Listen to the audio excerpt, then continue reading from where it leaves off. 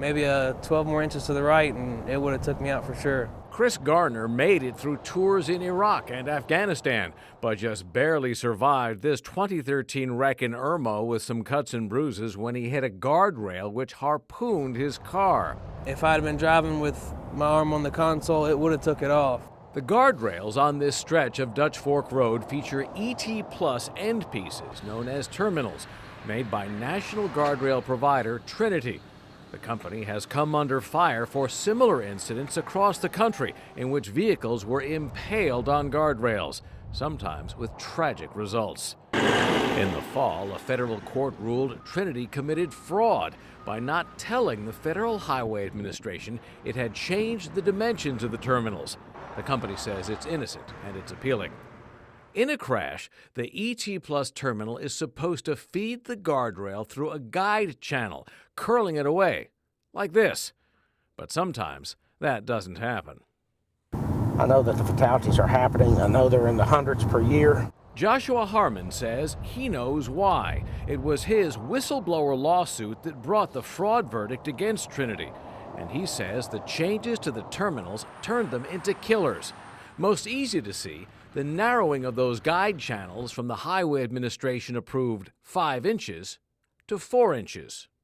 In October, a study at the University of Alabama blamed the ET Plus terminal for a wildly disproportionate share of highway deaths. Is the difference between life and death. The terminals are plentiful on Midland's highways. You don't have to drive very far to see one.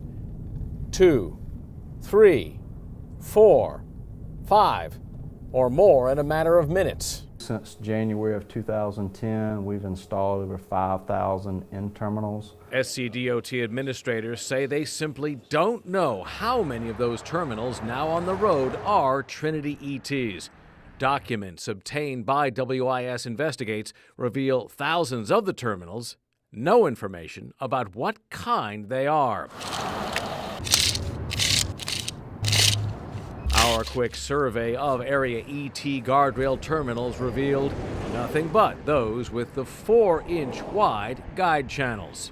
But if there is a chance this is a life and death threat, wouldn't it make sense to at least check? Certainly. We were very proactive of taking those guardrails out of commission as far as any new installation. SCDOT has suspended installations of any new Trinity ET terminals, but the road ahead looks twisted and complicated. In these highway horror stories, Trinity says the problem could be variables like the angle at which a vehicle hits, its size, its weight, its speed, even the state's installation and maintenance of the terminal. A new series of independent crash tests just wrapped up last week in Texas, and the Highway Administration preliminarily reports the terminals performed as expected. Meanwhile, a new outside review commissioned by the administration last month found that University of Alabama report fundamentally flawed and its conclusions basically invalid. The injuries, the loss of lives, there's no question that I had to do what I had to do. And it turns out Joshua Harmon's a little more than a whistleblower. He's also a business competitor of Trinity.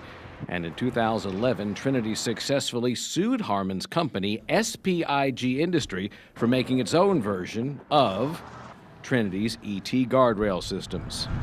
But SCDOT reps say they have had informal conversations with their contractors about how many of the terminals are Trinity ETs. And they say informally they've concluded it's most of them, which raises some intimidating numbers. Install costs range from about $1,600 to about $2,200 per location. You do that over about 5,000, potentially 5,000 locations, it starts adding up very, very quickly. Yeah, it could be expensive, but what's the cost of saving lives, you know?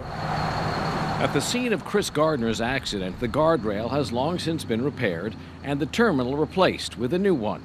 And 4 inches. So are the people on our highways safe? Yes, they are certainly safe. You think they're there for your safety to protect you, but it almost took me out.